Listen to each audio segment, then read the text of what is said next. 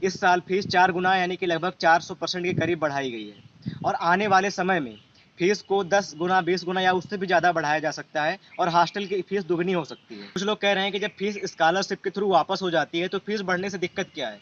तो मैं उन्हें पहले बता देना चाहता हूँ कि पहली बात 50% स्टूडेंट्स का भी फीस स्कॉलरशिप के थ्रू वापस नहीं आता। यानी अगर आप अपने दोस्तों में पता करेंगे तो पाएंगे कि अगर 10 दोस्तों ने स्कॉलरशिप का फॉर्म भरा होगा तो उसमें से करीब 1-2 लोगों का ही स्कॉलरशिप आया है। और दूसरी बात यह है कि जब फीस बढ़ जाएगी और लोग एडमिशन ही नहीं ले पाएंगे तो उनका स्कॉलरशिप आके ही क्या करेगा या उनका स्कॉलरशिप आएगा ही कैसे? कुल मिला के सरकार प्राइवेटाइजेशन यानी निजीकरण करना चाह रही है। यानी कि सोच वही है, तरीका नया है। नमस्कार, मेरा नाम है चंद्र प्रकाश और आप देख रहे हैं यूथ यूनिवर्सिटी। दोस्तों, 7 जुलाई 11:30 बजे छात्र संघ भवन पर फीस वृद्धि के खिलाफ प्रदर्शन में आने के लिए कमर कस लीजिए। मैं आपको फीस वृद्धि की वजहों को बताऊं कि फीस वृद्धि क्यों की गई है, इसके पीछे क्या वजह हैं। इससे पहले मैं आपसे कुछ बताना चाहता हूं। जो लोग समृद्ध परिवार से हैं, अमीर परिवार से हैं, जिनके जिनके पास इतना पैसा है कि वो फीस बढ़ने का कोई दिक्कत नहीं होता उनके ऊपर, वो फीस भर सकते हैं।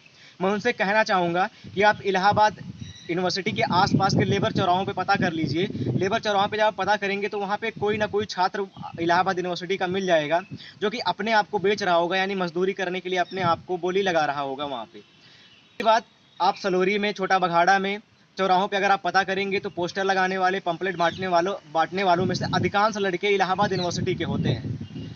आपको दिक्कत नहीं है, लेकिन उन छात्रों को दिक्कत है जिनको सिर्फ ना केवल अपना खर्चा चलाने के लिए कुछ ना कुछ काम करना पड़ता है, बल्कि उन छात्रों को अपने घर पे भी पैसा भेजना पड़ता है।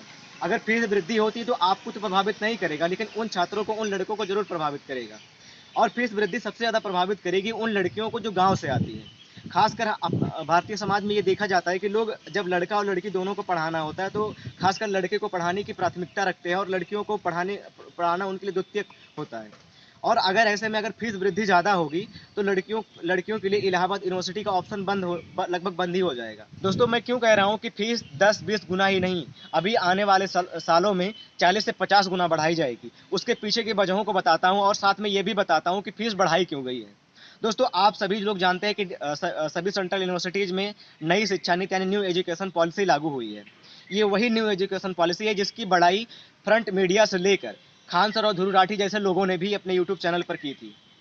लेकिन इसमें दिक्कत की बात क्या है? दिक्कत की बात यह है कि न्यू एजुकेशन पॉलिसी के थ्रू सरकार यूजीसी यानी यूनिवर्सिटी ग्रांट कमीशन को खत्म करके हेफा यानी कि हायर एजुकेशन फाइनेंसिंग एजेंसी ला रही है।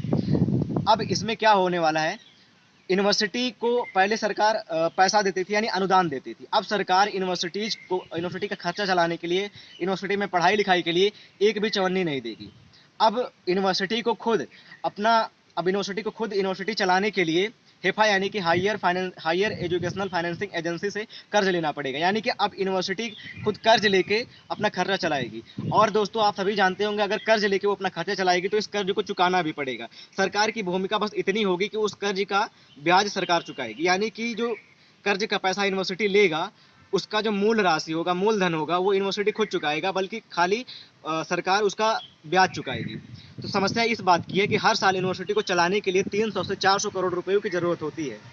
ऐसे में अगर यूनिवर्सिटी 4 गुना यानी 1,000 रुपये से फीस बढ़ा के 4,000 रुपये भी कर देती है तब भी यूनिवर्सिटी एक साल में 20 से 30 करोड़ रुपए ही इकट्ठा कर पाएगी। अब आप ही सोचिए, यूनिवर्सिटी को चलाने के लिए 300 से 400 करोड़ रुपयों की जरूरत पड़ रही है और अगर यूनिवर्सिटी फीस 4 गुना भी बढ़ा रही है तब भी उसके पास केवल 20 से 30 करोड़ रुपए ही इकट्ठे हो पा रहे हैं।